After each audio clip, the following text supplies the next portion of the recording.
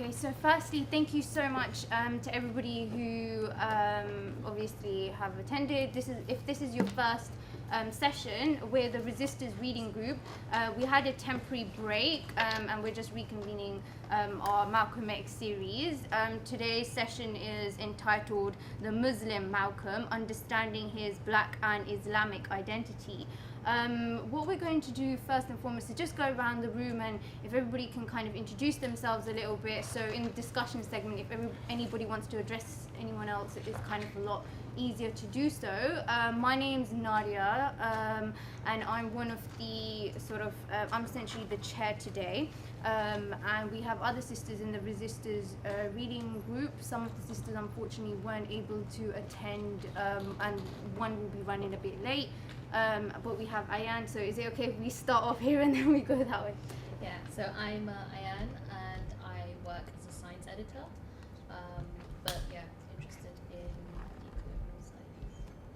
I'm Kiku and I'm learning various things, going to various groups and things. Okay, sure.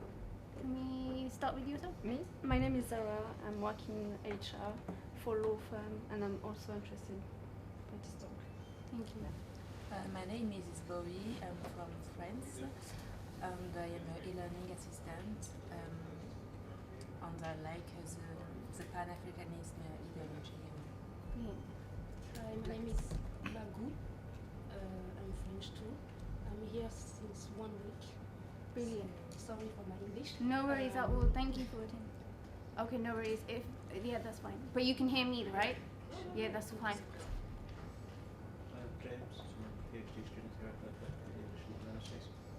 Brilliant, thank you. And Falak, essentially, who's come today. And Habib, do you want to introduce yourself? You can introduce, and then I'll just introduce you, essentially. So Habib Akande is a British-born writer and historian of Nigerian descent. Habib graduated from Kingston University with a first-class BA with honours degree in business and film studies. After his graduation, he travelled to Cairo, Egypt, to study Arabic, Islamic law and Islamic history at Al-Azhar High School and University.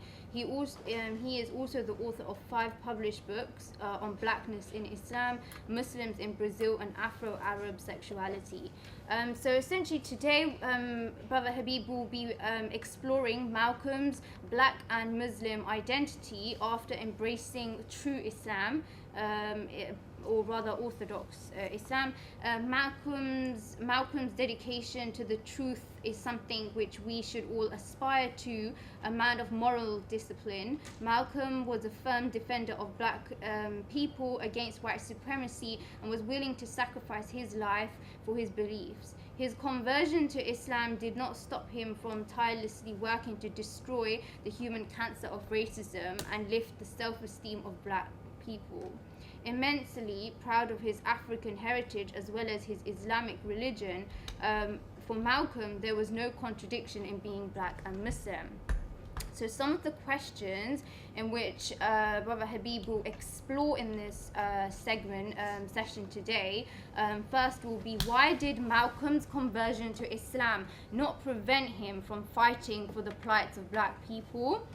Why is Malcolm's Islamic belief often ignored by Pan-Africanists? Why do many non-black Muslims ignore Malcolm's blackness and Pan-Africanist ideology? And why did Malcolm believe that Islam can erase the human cancer of racism? These questions were actually proposed by Brother Habib himself.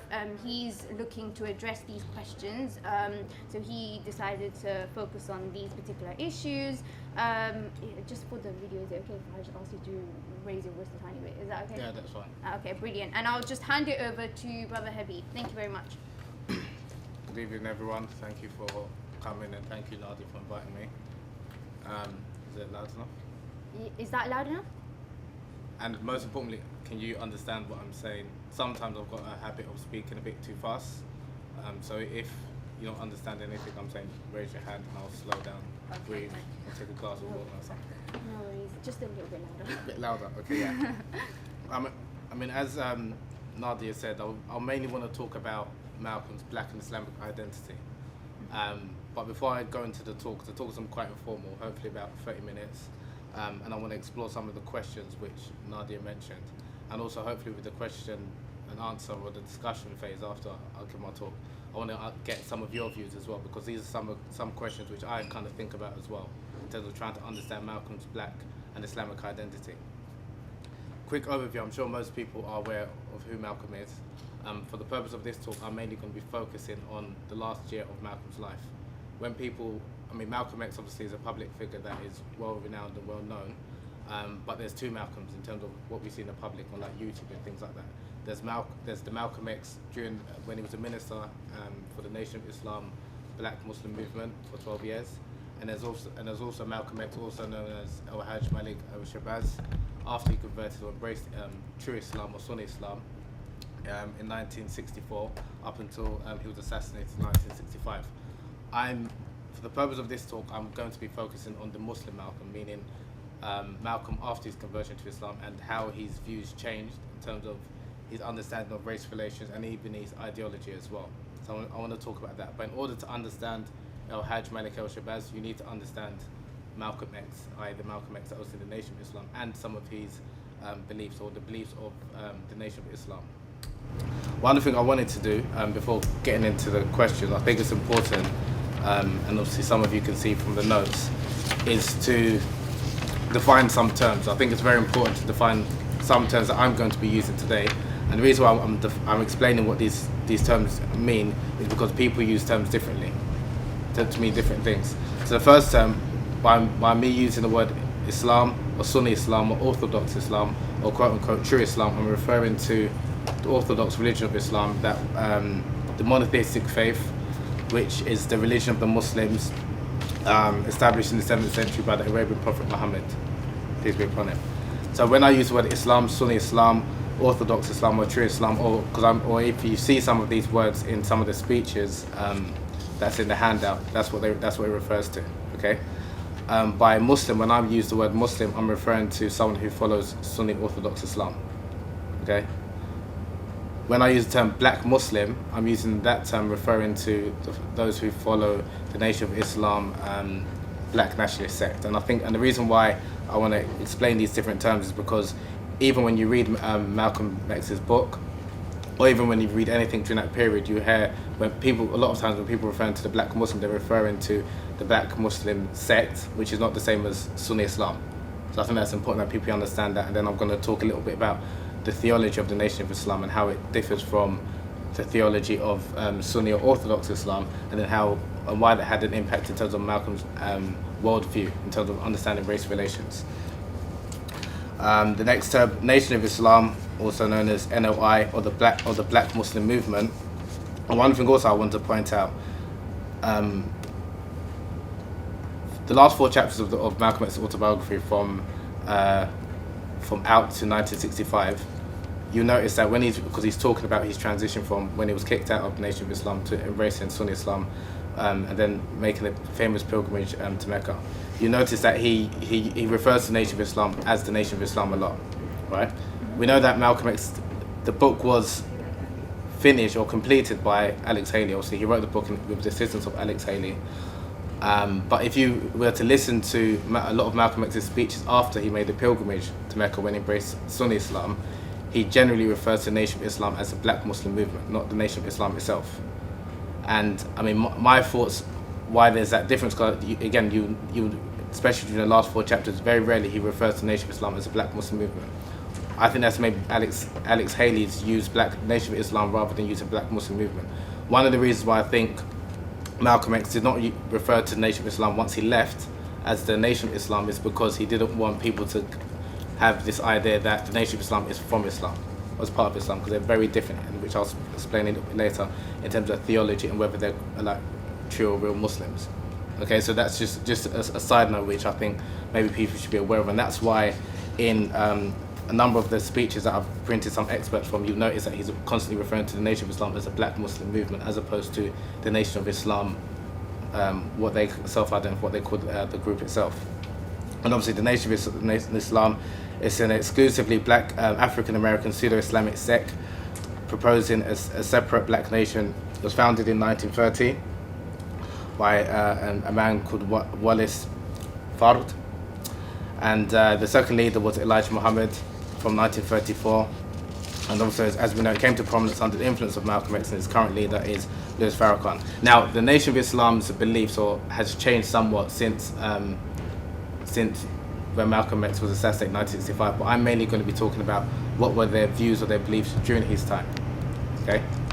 So I'm not going to be talking about, because again, I'm not going to talk about what the Nation of Islam's beliefs now, because some of their beliefs will come more in line with Orthodox Islam, but I'm mainly talking about during the 50s and 60s, whilst Malcolm X was trying to grow the group. By black, I'm referring to a member of a dark-skinned people, especially one of African, Australian, or Aboriginal descent. I think that's important, especially nowadays where the term black can be used politically, referring to people who are non-white.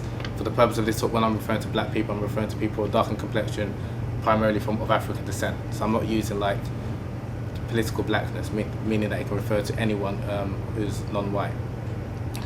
Racism, I'm sure you understand what racism is, and again, another thing I want to point out is by racism, I'm referring to racism as in the belief that one race or ethnicity is superior to another, not institutional racism or structural racism. And I think that's important that people understand how I'm using this term, because you might hear people nowadays that say a black person can't be a racist or Muslim can't be a racist under the, not that they're incorrect, by that definition they're referring to racism meaning like structural racism or institutional racism. And obviously in a white supremacist country, black people are the minority and Muslims who are also the minority, they can't be institutionally racist. So, but I'm not using that definition. I'm using the definition of racism. When you hear racism, I'm referring, or when you hear me maybe say that Malcolm X was a racist or the Nation of Islam group was racist, I'm referring to the belief that one race or ethnicity is superior to another, and that can happen. And that's for black people, white people, whatever. It's not just specifically for white people. Okay. And obviously you've got the definition of colorism, which I'm sure people know what that is. And obviously white supremacy, the belief that white people, the white race, is superior to all other races, especially black race, and therefore they should dominate them. Black nationalism, by black nationalism I'm referring to the advocacy of the national civil rights of black people. Again, by black people I'm referring to those of African descent, and I think it's important that people understand that I'm not referring to political blackness. And just on a side note, this is something, I think yesterday when I was compiling these notes, I think Jay-Z's song was playing, and I remembered. Yeah, don't ask me why, but this is I think why this is important, and why I wanted to define these clear terms. The track was Heaven. I don't know if anyone's heard of it, and he was referring. The song is with Justin Timberlake. Some people looking at why am I talking about Jay-Z? In the song, in the first verse, he said, arm, leg, arm, head, and something like that's God's body, right? Mm-hmm. Now, has anyone heard of the 5% Nation? No? No, I just read about it. Sorry? Just read about it. You just read about it. Okay, so the 5% Nation is a prominent group in African American communities today. They were established in 1963. Their leader was a gentleman called Clarence 13X, who was a former member of the Nation of Islam, and he was also a former student of Malcolm X. After he left the Nation of Islam in 1964, he set up this group called the 5%ers, also known as the Nation of Gods and Earth, and the 5% Nation, where they believe that amongst the population, 10% of people know the truth, but they want to, they don't want to enlighten the rest of 85% of the population, and 5% know the truth, and they're trying to teach people, empower people about the truth of the world and things like that, right? So this group was an offshoot of the Nation of Islam, and there's a number of prominent, well-renowned African-American musicians and personalities who are 5%ers, and they self-identify as Muslim. And again, by them calling themselves Muslim, I'm not referring to like Sunni Islam. So when you might hear that, and that's again the reason why I'm defining these terms, because when you hear Muslim, especially if someone says it, you have to understand what they mean and what their ideology is or what their theology is. Now the 5% group, they believed that the black man was God incarnate, similar to the Nation of Islam. The Nation of Islam, they believed the original leader Wallace Fard was God incarnate. And they believe that Elijah Muhammad was a messenger of God, of Allah. Allah, the Arabic word for the one God. Now, the Nation of Islam, Clarence 13X, he disagreed with the Nation of Islam's teachings because he believed that the true God should be a real black man, i.e. because Wallace father was mixed race, similar to Elijah Muhammad. He was of mixed heritage. So, and Clarence 13X, who was a quote unquote true black person, he believed that for God to the true black man, the true God has to be a real black man, which is himself and everyone else and every other black person, kind of thing.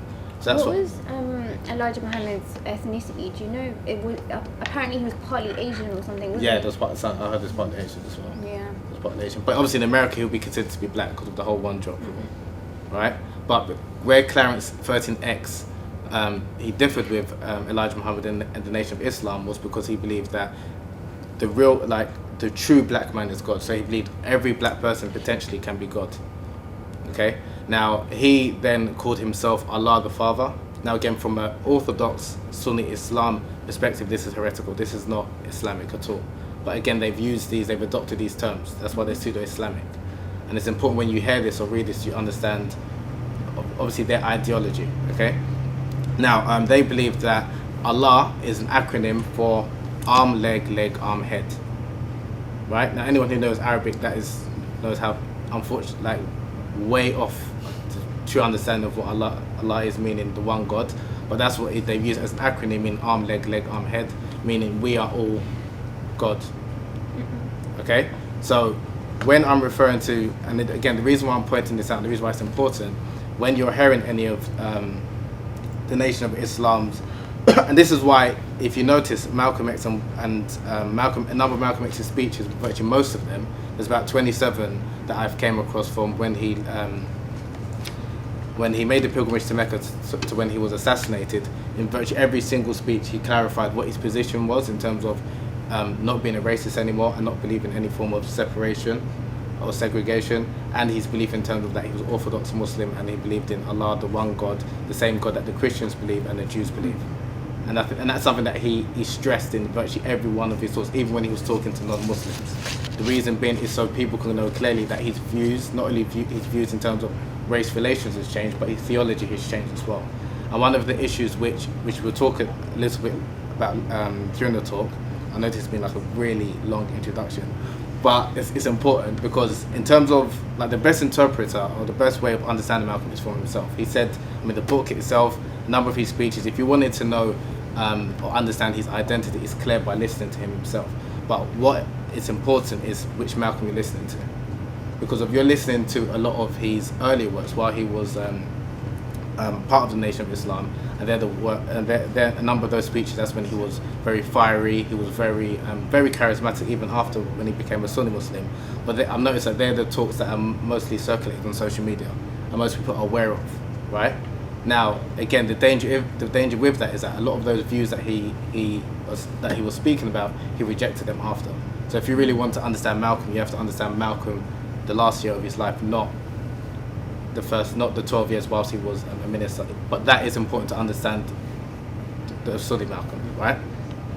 Again, I know it's a very, very long introduction, but it's very important. I can't stress how important it is because there's times when I've said or I've spoken to people or people might say such and such is a Muslim, or Malcolm believed X, Y, and Z, or Malcolm was talking about black people as gods because they're understanding of God meaning Allah, arm, leg, arm, head, right? Which is again from a Sunni perspective, that's totally incorrect.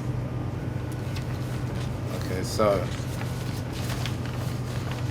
that's just an overview. Now, in terms of understanding Malcolm's black and Islamic identity, like I said, the best person or the best way of understanding Malcolm is Malcolm himself, and that's why you can see what I've done. I've given, which I'll read out a couple of excerpts from a number of his speeches which he gave from when he left, or during his time actually in Mecca, up until when he was assassinated in February the 21st, 1965. Now, one of his speeches on February the 15th, 1965, a week before he was assassinated, in terms of how did he identify himself? Was he and this is something that people ask, was he Muslim first? Was he a black person first? Was he an African first? Was he an American first? he identified himself again. This is the Muslim Malcolm talking about, as a Muslim first, meaning someone who submits to the will of God, a human being who believes ultimately in the one supreme God and tries to live his life accordingly. And in terms of race and understanding race relation, that was something, not to say that that was important, but that was an incidental part of his character, his colour. But, and of which I'll talk about a little bit later, just the fact that he identified as being a Muslim first, it doesn't mean that he forego trying to fight for black people and African Americans in particular, which that's something that was still part of his, you can say, his purpose, or he felt it was part of his purpose. Now he said, they know that my calling in life as a Muslim, number one, I'm a Muslim for which I'm proud, and in no way has that changed. My being a Muslim, my religion, Islam, and again, by Islam is Islam, the Sunni Islam. And he talks a little bit in an interview which he conducted with Gordon Parks a couple of days before he was assassinated. He was talking about race relations, and in that interview, I've left an excerpt in the notes for you to look at after, but he talks about even when he's speaking to a number of the African leaders, so after when he made the pilgrimage to Mecca, he went to different parts of West Africa, and he met a number of like Ghanaian leaders, Nigerian leaders, and even like Berbers in North Africa and Algeria. Now, a lot of the Berbers are, you could say, whites, like very fair in complexion. Also, that dramatically changed his understanding in terms of race relations, because he saw people that would be considered to be white in America, but they were his brothers. And he talks about in his famous letter from Mecca that he received the same sort of hospitality and sincerity in terms of brotherhood amongst these quote-unquote white people as much as he did with the black Africans. So that's, again, dramatically